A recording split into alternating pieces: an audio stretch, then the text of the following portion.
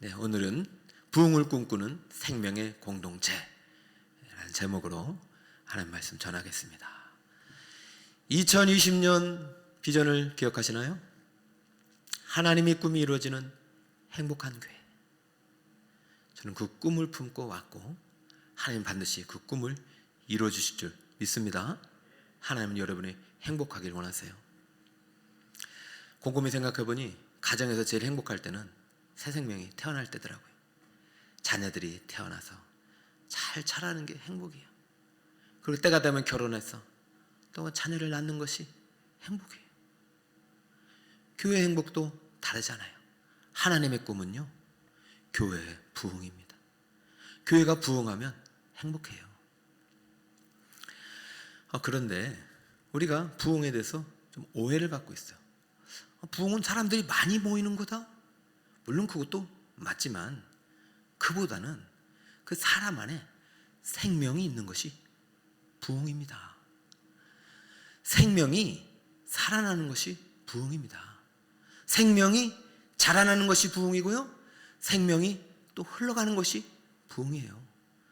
수천 명이 있어도 그 안에 생명이 없으면 부흥이 아닙니다. 부흥은 숫자가 아니라 생명입니다. 부흥은 생명이 살아나고 자라나고 흘러가는 것입니다. 이것이 2021년 우리 북서울 꿈의 교회에 주신 하나님의 비전이요 하나님의 꿈입니다. 저는 이 꿈이 올 한해, 아니 계속해서 아름답게 이루어지는 생명의 공동체로 우리 북서울 꿈의 교회가 쓰임받을 줄 믿습니다. 그렇다면 질문을 바꿔야 돼요. 이 비전을 위해서는 너희 교회 몇 명 모이냐? 이런 질문 이제 하지 마시고 우리 교회 안에 생명이 있는가? 내 안에 생명이 있는가? 과연 교회 안에 생명이 있는가? 생명이 확인되는가? 이 성도 안에 생명이 있는가? 여러분 질문을 바꿔야 돼요. 교회가 100명이 모인다, 1000명이 모인다, 10,000명이 모인다, 그 안에 생명이 없으면 교회가 아니에요. 저는 작년 1년 동안요, 정확히 말하면 3월 달부터 이 질문을 계속했어요. 과연 교회가 무엇인가? 교회는 생명의 공동체래요. 그러고 나서 물었어요. 그럼 우리 안에 생명이 있는가? 정말 1년 내내 이 고민을 했어요. 제가 처음에 올 때는 우리 교회가 몇 명 모이지? 다음 세대 몇 명 모이지? 아니 그것도 뭐 사실 우리 인간적인 관점에서는 중요하죠. 근데 그 다음부터는요, 의미가 없어졌어요. 왜요? 코로나 때문에. 제가 서울 여의도 순복음교회가 세계 최대 교회잖아요. 사진을 보니까요, 저렇게 드리더라고요. 20명 드리고 있어요. 엄청 교회 큰 교회인데. 우리 합동교단을 대표하는 교회가 서로 사랑의 교회거든요. 저렇게 드려요. 교회 엄청 커요. 저 몇백억짜리 교회예요. 20명이 드리더라고요. 지난주 특세 때 우리 교회 모습을 보여드릴까요? 우리 교회가 더 큰 것 같아. 그런데 20명 드려요. 세 교회 다 보세요. 무슨 차이가 있습니까? 여러분 하나님이 지금 흩으신 거 모르시겠어요? 다 똑같아졌어요 이제. 그럼 우리는 뭘 확인해야 돼요? 아니 서울 여의도 순복음교회 70만이 모인대, 50만이 모인대, 서울 사랑의 교회 뭐 5만 10만이 모인대, 우리 교회 몇 명, 그게 무슨 의미가 있어요 지금? 20명이 다 똑같은데요? 중요한 건 생명이 있느냐 말입니다. 우리 안에 생명이 있다면 지금 코로나가 끝나도, 지금 다 흩어져도 죽지 않고 살아있을 것이고 반드시 자라날 것이고 흘러갈 것이고 돌아올 것일 줄 믿습니다. 반드시 돌아옵니다. 그런데요, 정말 돌아올까요? 대부분의 이제 미래학자나 또 교회를 또 연구하시는 목사님들 30%가 안 돌아올 거라고 예상을 하더라고요. 그것도 높이 잡을 때. 그럼 그들은 어떻게 되는 건가요? 여러분 우리가 이제 부흥을 꿈꾸면서 2021년 시작하는데, 이 부흥을 숫자로 절대 생각하지 마시고 부흥은 생명이에요. 그러니까 여러분 다시 질문해야 돼요. 내가 지금 우리 아이들을 돌보고 있고, 우리 목자 여러분, 내가 지금 목원들을 돌보고 있는데 지금 목장이 막 10명, 20명 됐다. 우리 학생들이 10명, 100명 이것을 먼저 보시기 전에 이 안에 생명이 있는가? 정말 이 학생에게 예수가 있는가? 이거 확인하고 2021년을 출발해야 돼요. 그러니까 우리가 생명의 공동체의 비전을 위한 질문은 이렇게 이 질문부터 들어가야 됩니다. 내 안에 누가 있는가? 생명이 있는가? 아들이 있는가? 자, 요한일서 5장 12절은 우리 비전 슬로건에 대한 말씀인데요. 함께 한번 읽어볼까요? 시작. 아들이 있는 자에게는 생명이 있고 하나님이 아들이 없는 자에게는 생명이 없는, 말씀을 띄워보세요. 여러분 이거 암송하시고 새기세요. 누가 있는 자에게는, 아들이 있는 자에게는 생명이 있어요. 그런데 아들이 없는 자에게는 생명이 없대요. 여러분 이거 작은 말씀 아닙니다. 요한 1서에서 시인이 사도 요한이 썼는데 아마 그 중에서 이 5장 15절을 이야기하고 싶어서 서론을 길게 가져갔어요. 아들이 있는 자에게는 생명이 없는 반면 아들이 없는 자에게는 생명이 없다, 이 말은 아들이 있다가 없다가 있는 것이 아니라 아들이 있는 것과 아들이 없는 것은 확연히 분리가 되는 거예요. 있는 사람 반드시 그 생명이 살고 자라고 흘러가게 되는 거예요. 없으면 없는, 죽은 거예요. 교회 와도 아들이 없으면, 생명 없으면 죽은 거예요. 확인하셔야 돼요. 선생님들 확인하셔야 되고, 목자 여러분 확인해야 되셔. 우리 교육자님들 확인하셔야 돼요. 새 가지고 왔다고 살아있는 게 아니라 그 안에 누가 있어야 된다? 아들이 있어야 돼요. 이제 저희 집은 내일부터 이제 아들이 없습니다. 저는 새벽 기도 올 때 딸방을 이렇게 열고 살아있네, 아들방 열고 살아있네, 뭐 그것도 그거지만 자녀들을 보면서 그냥 행복하죠. 잘 자라서 고맙고 축복한 마음으로 갔다가 또 오면 또 이제 아이들을 위해서 기도해주고. 근데 내일부터는 아들 방을 문 열면 아들이 없어요. 왜요? 군대 가니까. 그런데 아들은 없지만 아들은 다시 돌아와요. 왜요? 생명이 있으니까. 사랑하는 여러분, 여러분 안에 아들이 있는데 여러분 그 아들이 없는 사람과 같으면 안 되죠. 아들이 없는데 아들이 있는 사람과 같을 수는 없죠. 여러분 아들이 있고 없고는 확실한 차이가 있습니다. 여러분 한번 확인하셔야 돼요. 내 안에 아들이 있는가? 나는 진짜 생명이 있는가? 이거는요 가장 시급하면서도 가장 중요한 질문이에요. 천국문 앞에 가서는 늦단 말입니다. 죽음의 문턱을 치려면 늦단 말입니다. 그 전에 확인하고 또 질문해야 돼요. 여러분 안에 아들이 있는 증거, 여러분 안에 생명이 있는 증거, 오늘 성경은 5장 말씀을 통해서 3가지를 주는데요. 첫 번째, 물의 증거가 있어야 합니다. 7절에 보면 증언하는 이가 셋이니 성령과 물과 피라. 또한 이 셋은 합하여 하나이니라. 만일 우리가 사람들의 증언을 받을진대 하나님의 증거는 더욱 크도다. 하나님의 증거는 이것이니 그의 아들에 대하여 증언하시는 것이라. 자, 하나님의 증거는 그의 아들에 대하여 증언하셨는데 예수가 하나님의 아들이고 생명이라는 그 그리스도라는 것을 증언하고 증거하는 것이 3가지가 있는데 그것이 성령과 물과 피라. 그러니까 이 3개의 증거를 통해서 내가 지금 이 보낸 너희들이 따랐던 그 예수가 내 아들이고 그리스도라는 것을 증거하고 있으니 믿어라 이겁니다. 그러면 여러분에게도, 자 10절을 한번 더 볼까요? 하나님의 아들을 믿는 여러분에게도 여러분 안에 무엇이 있다? 이 증거가 있어야 하고, 하나님을 믿지 아니하는 자는 하나님을 거짓말하는 자로 만드나니 하나님께서 그의 아들에 대하여 증언하신 증거를 믿지 않았기 때문입니다.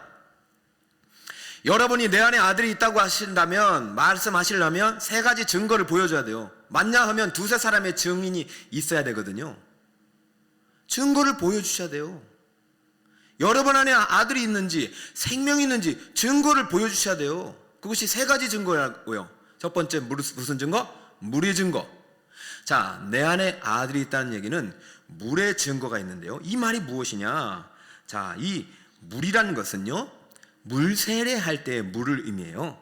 예수님께서 공생애를 시작하실 때 세례요한에게 물 세례를 받았던 사건을 두고 지금 사도 요한이 증거로 제시하고 있는 거예요. 그분이 메시아다. 16절입니다. 마태복음. 예수께서 세례를 받으시고 곧 물에서 올라오실 때 하늘이 열리고 하나님의 성령이 비둘기같이 내려 자기 위에 임하심을 보시더니 하늘로부터 소리가 있어 말씀하시되 뭐라고 합니까? 시작. 이는 내 사랑하는 아들이요 내 기뻐하는 자라. 언제? 물 세례를 받을 때 하나님이 증거하고 있잖아요. 잘 봐라. 내 아들 예수를 보냈는데 너희들 지금까지 잘 몰랐지. 내가 구약의 예언들의 아들 예수를 보냈는데 태어날 때 아무도 안 왔지. 동방박사 목동밖에 안 왔지. 내가 반드시 오늘 증언하고 증거를 합니다. 지금 세례 요한에게 물 세례를 받는 이 사람이 바로 내 아들이, 내 기뻐하는 자라 하고 물 세례를 받을 때 하늘에서 뭐가 내려요? 비둘기처럼 성령이 임하면서 하나님의 아들이라는 것을 증거하고 있는 거예요. 자, 여러분이 안에 하나님의 아들이 있다라는 것은요, 여러분이 적어도 교회에서 물 세례를 받지 않으면 이 말 자신 있게 해서는 안 됩니다. 아니, 예수님이 요단강에서 물 세례를 받는데 성령이 하늘에서 비둘기같이 그러면 예수님과 성령은 떨어졌다가 그때만 것인가? 자, 이런 질문들은요, 앞으로 제가 이제 계획하고 있는 이제 훈련 사역반이 올해는 힘들 것 같아요. 내년에 후년에 되는데 성경 공부만 해서 집중적으로 하고 제발 다른 교회가나 다른 단체에 가서 배우면 안 됩니다. 궁금하면 우리 교육자님들 저한테 물으시면 돼요. 신천지 이단이 가장 나쁜 것이 내가 부모인데 내가 교육자들에게 맡기고 교육자들 외에는 가르칠 수 없는 성경 공부를 왜 빼가지고 가르치냐고요. 마음대로. 나쁜 사람들. 내 자식인데요, 내 자녀인데. 여러분, 주일만이라도 잘 듣고 특별 새벽기 때 은혜 받고 여러 가지 은혜의 통로가 있지만 여러분들 너무 어려운 거를 해석하다가 잘못 빠지지 마시고, 자, 그냥 여기에서는 제가 설명을 드릴게요. 올해는 제가 작년하고 달라요. 제가 각오한 게 있어서 여러분 안에 생명을 확인하고 생명의 공동체가 되려면 예수에 대해서 정확히 가르쳐줘야 되고 여러분 안에 진짜 예수가 있는지 확인을 해야 될 것 같아. 내가 보니까. 아니, 왜 예수님이 갑자기 그날 성령을 받으면 그 성령이 없었냐? 그게 아니고요. 삼위일체 하나님은 태초 이전부터 항상 분리되지 않는 삼위 한 분이신 영원한 동체이십니다. 창조 때부터 나눠진 적이 없어요. 구약 때도 계속해서 성령이 함께 하시고 창조 시기에도 함께 해서 이때는요, 물세례의 시간이 끝나는 거예요. 지금까지 구약의 정결 예식에 물로 떠서 손을 씻어서 제사장이 제사를 드렸고 세례 요한 때는 예수님의 성령 세례를 예표하기 위해서 잠시적으로 유효적 제한적으로 물 세례를 허락했을 뿐이지, 이제는 너희가 말하는 구약의 정결의 물로는 깨끗하게 할 수 없고 이제부터는 구약의 시대가 아니라 새 언약의 시대가 열린다는 증표로서 하나님께서 성령을 비둘기같이 내리신 거예요. 이것은요, 기름 부으심입니다. 이 아들이, 이 예수가 나의 아들이고 이 예수가 너희들이 그렇게도 고대하고 갈망하고 기대했던 기도했던 메시아가 기름 붓다예요. 그리스도이다.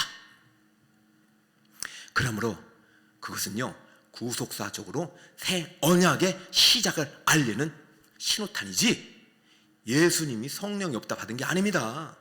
그리고 이 현장의 사건은 오늘날 우리가 예수 그리스도를 생명의 구주로 믿고 성부와 성자와 성령으로 세례를 받잖아요. 그 물세례를 받는 그 현장에 이 사람은 성령으로 이미 세례를 받은 하나님의 중생한 사람이라는 것을 확증하는 표로서 물세례를 주겠다는 하나님의 증거입니다.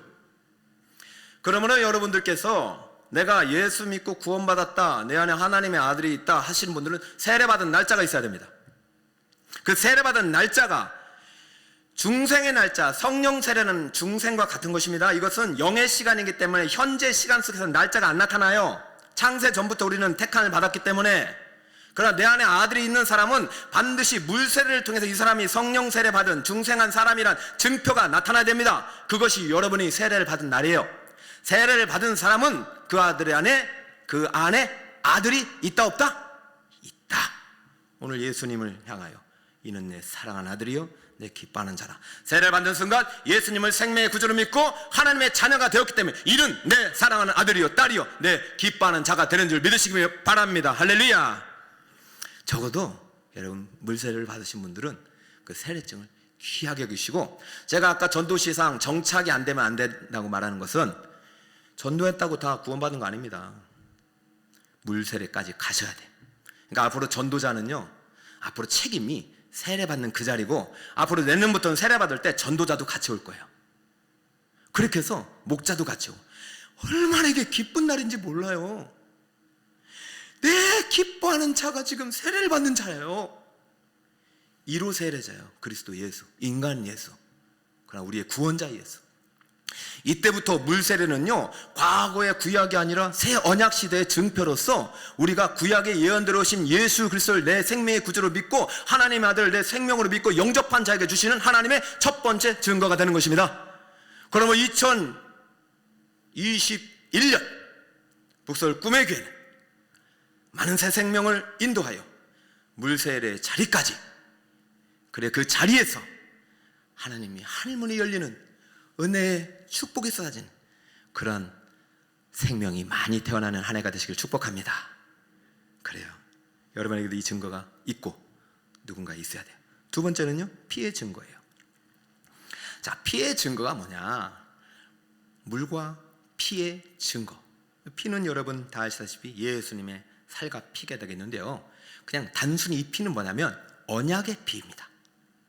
생명의 피입니다. 근데 예수님께서 이 생명의 피를 흘리면서 우리의 죄가 속죄가 이루어지는 거예요. 여러분, 제가 사실 이제는 교리적으로도 이제 제가 교사 대학을 준비하는 것은 다른 거 아니에요. 여러분들이 아이들에게 이 세 가지 증거를 확인할 수 있는 실력을 길러줄 거예요, 6주 동안. 그러니까 여러분 교사라고 생각하시는 분들은 다 참석하셔야 됩니다. 아이들이 생명이 있는지 물이 있는지 피가 있는지 확인할 수 있는 실력이, 그게 전문가예요, 교사. 그리고 먼저 여러분이 확인을 해야지. 여러분 안에 피가 있습니까? 아니, ABC 혈액형 그 피가 아니라 예수의 피가 있습니까? 예수의 피가 있다, 이 말은 여러분이 성만찬을 통해서 하나님이 제정하신 그 예식에 진정으로 참여한 마음으로 내 죄 때문에 피 흘려 죽으신 예수 그리스도의 신앙의 고백으로, 신앙의 구주로 고백하고 참여하고 있는 자유여야 합니다. 왜냐하면 예수님이 피의 증거를 어느 예식으로 우리에게 남겨주시냐면 성만찬 예식을 통해서 남겨주셨거든요. 마태복음 26장 26, 27, 28절입니다. 자, 우리 집에서 성도 여러분 같이 한번 크게 한번 읽어주시겠어요? 시작.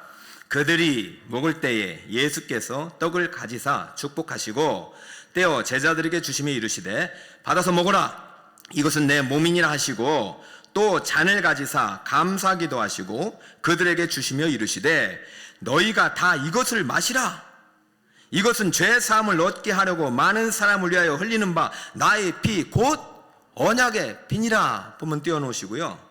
자, 지금 예수님께서 십자가 못 박에 돌아가시기 바로 직전, 바로 이제 내일이면은 피 흘려서 십자가 못 박아 피를 흘리게 될 텐데, 너희들 그 피를 그냥 너희와 상관없이 보면 안 돼. 이 피는 내 피가 아니야. 사실 예수님은 피가, 하나님은 피가 있어요 없어요? 없잖아요. 성육신 내셔가지고 우리 때문에 오셔서 우리를 위해서 흘리는 피라는 얘기를 지금 하고 있는 것이고, 내가 그 피를 흘릴 때 그 피를 믿음으로 받아 먹는 자는 속죄가 이루어지는 것이다. 여러분, 우리의 구원이요, 값싼 구원이 아니라 정말로 정확한 구약의 설계대로 계획대로 오신 예수 그리스도가 구약을 완벽하게 지키신 다음에 흘린 피로 이루어진 것이에요. 피 없이는 생명도 없고 사함도 없고 구원도 없어요. 그러니까 우리가 비상적으로 교회에 와서 그냥 축복의 말씀, 성공의 말씀, 그냥 어떤 그 도덕주의 말씀을 들어서는 구원이 일어날 수 없고, 강단에서 선포되는 피의 언약의 말씀을 통해서만 우리 안에 생명이 들어오는 것이고 살아나는 것이고 흘러가는 것입니다. 여러분에게 이 피가 있습니까? 그렇다면 여러분, 적어도 물세를 받은 이후에 성만찬 이 시간에 진정으로 내 죄를 회개하게 하는 마음으로 참여해야 돼요. 그리고 죄를 지은 자는 참여하지 않는 것이 진정한 피의 증거입니다. 이 피가 생명을 상징하고 있다. 우리가 지금 생명의 공동체의 비전을 품었는데요, 생명을 의미하고 있다는 말이 구약과 히브리어에서의 대표적인 구절이 있는데요, 구약 레위기 17장 11절에는 육체의 생명은 어디에 있다? 피에 있지 않느냐. 내가 이 피를 너희에게 주어 제단에 뿌려 너희의 생명을 속죄하게 하나니 생명이 피에 있습니다. 너희들이 죄 때문에 죽을 수밖에 없는 사망의 운명이야. 그러나 너희가 그때마다 짐승의 피를 가져와서 피 흘려 내게 왔을 때 나는 그 피를 보고 그 너희의 생명을 보존해 주었듯이 나는 이 피의 언약을 완성시킬 한 사람을 보내니 그것이 바로 내 아들이다. 자, 히브리서 9장 22절부터 볼까요? 22절이 나오나요? 자, 22절. 율법을 따라 거의 모든 물건이 피로써 정결케 되느니 피 흘림이 없은즉 사함이 없다는 말씀을 히브리서 저자가 레위기를 가져오면서 12절에 이것을 완성하신 분의 이름을 소개합니다. 염소와 송아지의 피로 하지 아니하고 오직 자기의 피로 무엇을 이루어? 영원한 속죄를 이루사 단번에 성소에 들어가셨느니라. 할렐루야. 사랑하는 여러분, 예수님께서 십자가에 피 흘리는 그 순간 구약의 모든 제사는 다 끝이 나는 것이, 이 피가 영원한 속죄가 되고 이 피가 우리 안에 들어올 때 우리는 영원한 구원을 받게 되는 줄 믿으시기 바랍니다. 그러므로 구원이 왔다 갔다, 아들이 있다 없다 그런 역사는 없어요. 예수를 생명의 구주로 믿고 피의 언약을 맺고 그 예수의 피를 내 마음의 믿음으로 성만찬에 참여해서 먹고 마시는 자는 예수가 우리 안에 생명으로 임하시는 것입니다. 그러므로 그 생명은 반드시 살아나게 되고 생명은 자라나게 되고 흘러가게 되고, 우리가 비대면 때문에 흩어졌을지라도 그들은 반드시 그 생명 때문에 살아나게 되고 다시 주께서 모으실 때 돌아오게 되고 주님이 다시 재림하고 오실 때 우리는 반드시 살아서 하늘나라 주님과 함께 올라가게 되는 줄 믿으시기 바랍니다. 그러므로 여러분 안에 피의 증거가 있는 사람이 성만찬을 참여하지 않는다? 계열하지 않는다? 그것은요, 여러분 물세례에 대해서 확증할 수가 없는 것이죠. 우리 교회의 표징으로 두 가지를 줬어요. 첫 번째는 말씀의 선포가 있어야 되고 두 번째는 성례가 있어야 되는데 성례 두 가지가 뭐예요? 물세례와 성만찬이에요. 그러면 교회는요, 이 예식을 정기적으로 행해야 돼요. 작년에 한 번도 못했어요. 그래서 올해는 저희가 분기마다 4번을 제가 계획을 했는데요, 이것도 어떻게 될지 모르겠는데 반드시 있어야 돼요. 아무튼 빨리 코로나가 끝나서 성만찬이 진행됐으면 좋겠고, 뭐 경우에 따라서는 이제 집으로 이제 애찬식 그 재료를 보내서 온라인으로 드리게 되는데, 여러분 만약에 이 코로나 시기가 한 2년 3년 길어진다면 그렇게라도 해서라도 아마 주님이 오실 때까지 하라고 하는 이 성만찬 예식을 우리는 행해야 됩니다. 그것이 무슨 증거? 우리 안에 있는 아들의 증거이기 때문입니다. 할렐루야. 자, 그런데 저도 이제 그 신방을 하다 보면 노년에 또 몸이 불편하거나 또 아주 어린 나이에 또 안타깝게 주님의 부르심을 받은 생명들이 있단 말이죠. 교회 오다 가지고 세례도 못 받았어, 성만찬도 못 와. 그러면 그 안에는 구원이 없는가요? 꼭 교회에 와야 구원이 있는가요? 여러분, 구원은요, 교회는요 구원의 방주예요. 여러분, 교회 외에 구원은 없다고 보면 맞아요. 그러나 우리 인간이 약해서 올 수 없는 경우는 어떻게 해야 돼요? 사랑하는 여러분, 우리에게 보이는 표징은요 보이지 않는 표징이 있기 때문에 그것이 드러나는 거예요. 그러니까 제일 우선순위는요 물과 피와 성령이 아니라 제일 먼저 성령과 물과 피가 되는 것이에요. 그러므로 세 번째 증거가 여러분의 제일 중요합니다. 이 성령의 증거가 내 안에 있다는, 성령이 내 안에 있다면 그 다음부터는 물이라든가 피의 증거가 확실한 것이죠. 자, 세 번째, 내 안에 생명이 있는가 확인하려면 내 안에 성령이 있는가 여러분이 질문을 해야 돼요. 이 성령은 예수님께서 구속을 완성하시고 보내주신 보혜사 성령을 의미합니다.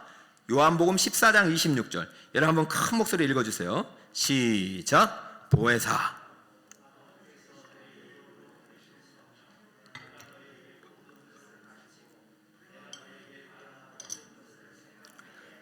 아멘. 자, 구약에는 불완전하게 우리의 구원이 이루어졌겠죠. 그리고 언약 백성, 택한 백성만. 그러나 예수님이 구속을 완성하신 이후부터는 하나님께서요, 구약에서는 보혜사란 말을 안 썼잖아요. 보혜사를 보내주신다고 했어요. 그렇게 예수님께서 십자가의 언약의 피를 흘리신 다음에 보내주신 성령의 사역과 그 이전에 사역했던 성령의 사역은 같은 성령이지만 다른 것입니다. 그러나 예수님께서 이제 십자가에 못 박혀 죽으시고 승천하신 후에 보내주시는 성령이신 보혜사 성령 우리가 받아야만이 진정 우리가 말씀을 깨닫게 되고 말씀을 통해서 거듭남의 역사가 일어나기 때문에 그 보혜사 성령을 꼭 받아라 라고 말하는 거예요. 보혜사는 한국을 말하는 보살피며 은혜를 베푸시는 분, 이렇게 이제 해석을 할 수 있는데, 참 보혜사란 말이 우리에게 참 억양이 부드럽지 못해요. 그래서 보혜사란 말을 잘 우리가 안 쓰긴 하는데 참 좋은 말이게 해요. 보살피시고 은혜를 베푸시는, 은혜를 가져다 주시는 분인데요, 헬라어는 파라클레토스예요. 이 원어의 의미는요, 파라가 옆에서, 클레토스, 칼레오, 부른다. 옆에서 부르고 이름도 부르고 옆에서 이야기하는 분. 누구예요? 그분이 보혜사 성령님이라는 거예요. 그 성령님은 항상 우리와 함께 하시면서, 성령님은 주님이 이루신 구원을 우리가 가져다 주시면서 우리에게 위로도 해주시고 중보의 기도도 해주시고 탄원도 해주시고 돕는 자도 되시고 상담자도 되시고 대언자도 되주시는 분이 바로 너무나도 좋으신 성령님이에요. 그런데 그 성령님이 내 안에 있는데 정말로 신앙생활이 재미없다? 교회 가는 것이, 여러분, 내 안에 이런 분이 계시다고, 이 성령이 계신다면 우리의 신앙생활은요 재미없을 수가 없어요. 물론 우리가 이제 실수하고 넘어지고 죄 가운데 빠져서 그럴 수 있지만 반드시 돌아오게 되고 반드시 잘하게 되고 반드시 흘러가게 돼요.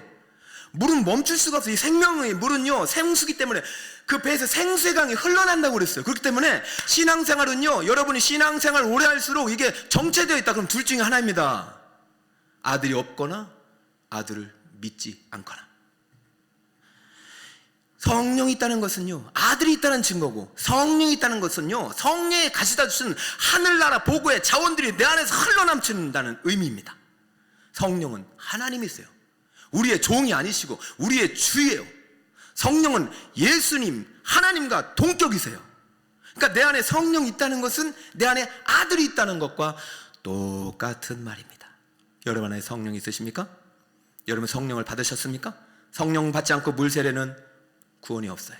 성령 받지 않고 성만찬은 구원이 없어요. 성령 받지 않고 예배는 안 받으셔요. 그러니까 여러분들이 제일 중요한 건 무엇을 받아야 돼요? 성령을 받아야 돼요. 성령은요 우리의 어떤 물리적인 그런 사건을 통해서 주신 것이 아니라 하나님의 주권적인 섭리 속에서 구원의 예정 속에 우리에게 들어오시기 때문에 언제 들어오시는지는 몰라요.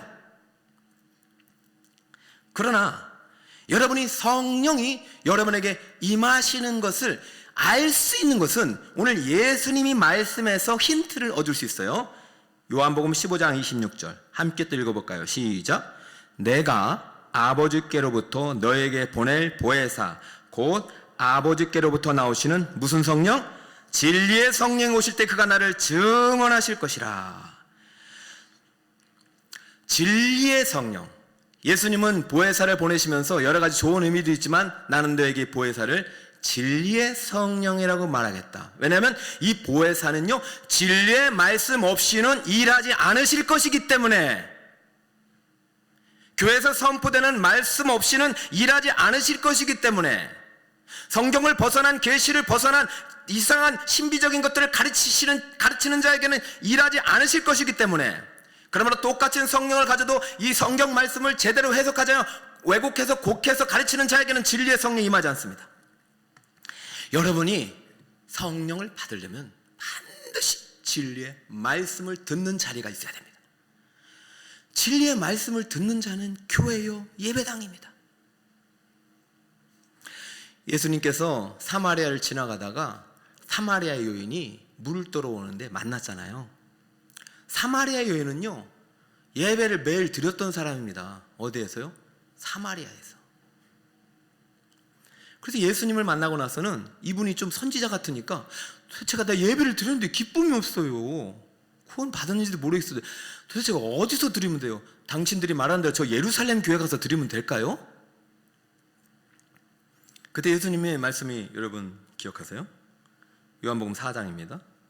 아버지께 참되게 예배하는 자들은 영과 진리로 예배할 때가 오나니 곧 이때라. 아버지께서는 자기에게 이렇게 예배하는 자들을 찾으시느니라. 하나님은 영이시니 예배하는 자가 영과 진리로 예배할지니라. 할렐루야. 여러분, 하나님이 누구를 찾으셨어요? 영과 진리로 예배하는 자를 찾으시는 거예요. 예배하는 자에게 하나님께서 성령을 주시겠다는 약속입니다. 예루살렘 교회나 사마리아 교회가 아니라 어느 교회든지 영과 진리로 충만한 상태에서 드리는 예배자에게 하나님이 성령을 부어주시고 그 성령을 받은 자가 참된 예배를 드릴 수 있다. 그러므로 말씀 없이 구원이 없습니다. 썩어지지 않은 말씀 우리는 거듭나는 것이에요. 자, 병상에서 임명하기 직전이에요. 그런데 죄를 뉘우치고 하나님 만나고 싶어요. 그럼 어떻게 돼요? 그분이 하나님의 구원의 증거라면, 택함받은 자라면 반드시 목사님이나 전도사님이나 아니면 목자나 전도자를 보내셔서 무엇을 들고 가게 하셔요? 복음을 들고 가게 하셔서 복음의 말씀대로 예언대로 오신 언약의 피, 우리의 구원의 보증이 되신 물과 성령을 우리에게 영원한 구원을 주신, 그리고 우리에게 보혜사 성령을 보내주시는, 우리에게 자기의 피로 영원한 속죄를 주시고 우리의 영원한 구원자가 되신 예수 그리스도를 증언한 이 성경 말씀대로 그 증언하는 예수를 믿겠냐고 질문했을 때 아멘, 나는 죄인입니다. 당신이 지금 성경의 예언대로, 성경의 말씀대로, 진리대로 내게 가르치는 그 예수님을 내가 이제라도 믿고 싶습니다. 나는 죄인이다 할 때 그 자리에 하나님의 구원에 임하시는 줄 믿으시기 바랍니다. 그러면 그분이 병상에서 깨어나면 어디 가겠어요? 교회에 오시죠. 그분이 물세례를 받으시죠. 그분이 성만찬에 참여하시죠. 그러면 여러분이 내 안에 아들이 있다는 증거는 예배의 자리에 참여해야 되는 거예요. 건강한 자가 예배 자리에 참여해야 되는 거예요. 그래, 이 온라인 시대에 여러분이 지금 정말로 아들이 있다면 온라인 시대에도 예배 자리에 참여해야 되는 거예요. 여러분이 지금 예배 자리에 참여하겠다면 여러분 안에 구원의 증거요, 내 안에 아들이 있다는 증거입니다. 아들이 있다면 생명이 있고, 생명이 있다면 여러분이 살아있는 것이고, 살아있다면 반드시 돌아오게 되는 줄 믿습니다. 여러분, 성령과 물과 피, 이 셋은 합하여 몇 개라고 합니까? 8절에 보니까 합하여 하나다. 8절, 성령과 물과 피가 우리 안에 있는 예수가 하나님의 아들이고 우리 안에 생명이 있다는 것을 증거하는 것인데, 이 셋은 분리되는 것이 아니라 하나이다. 8절 여러분 기억하시고, 이 세 가지를 지금 제가 소개해 드렸으니 여러분이 여러분 스스로에게 질문하세요. 내 안에 아들이 있는가? 생명이 있는가? 내가 분명히 세례를 받았고 내가 분명히 성만찬도 참여했는데 내 안에 아들이 있고 생명이 있는데도 생명은 기쁨이고 즐거움이고 감사하고 능력이고, 그런데 교회 다니는 것이 예전 같지 않고, 그러면은요 여러분 다시 한번 온전한 예배를 회복하시길 축복합니다. 하나님 앞에 진정한, 정말로 다윗처럼 통회하는 마음으로, 통곡하는 마음으로 내 죄를 하나님 앞에 고백하고 토하고 하나님을 온전히 예배할 수 있도록 내 구원의 기쁨과 정직한 영을 새롭게 해달라고 정말로 탄회하는 마음으로 주님께 예배할 때, 영과 진리로 예배할 때 하나님께서 다시 한번 새로운 은혜를 부어주실 줄 믿습니다. 성령 충만한 은혜를 내려주실 줄 믿습니다. 여러분, 교회가 핍박이 와서 사도행전 교회가, 예루살렘 교회가 많이 흩어졌어요. 성경은 분명히 예루살렘 교회가 잘못했다고 말하지 않았습니다. 유일하게 드러내는 어떤 허물이 구제에서 히브리파 사람들이 헬라파 사람의 과부를 빼버린 거. 그런데 그것을 잘못했다라고 평가해놨지만 그 사건을 예루살렘의 대핍박이 와서 흩어지게 하기 전에 기록해 놓은 이유가 뭘까요? 교회 안에 생명이 있어야 되고 교회의 주인은 예수인데도 불구하고 교회의 관심이 생명이 아니라 구제로 빠지고 교회의 관심이 생명이 아니라 문화로 빠지고 교회의 관심이 생명이 아니라 정치와 권력과 자기들만의 친교 단체로 빠지는 것을 보시고 하나님이 너희 안에 있는 생명에 다시 집중하라는 거 아닐까요? 여러분, 그래서 하나님께서 예루살렘 교회에 핍박을 주시는데 가장 믿음에 좋은 스데반의 목숨을 치셨어요. 그리고 그 일로 인하여 예루살렘 교회는 다 흩어졌어요. 교회에는 사도들 외에 아무도 없었어요.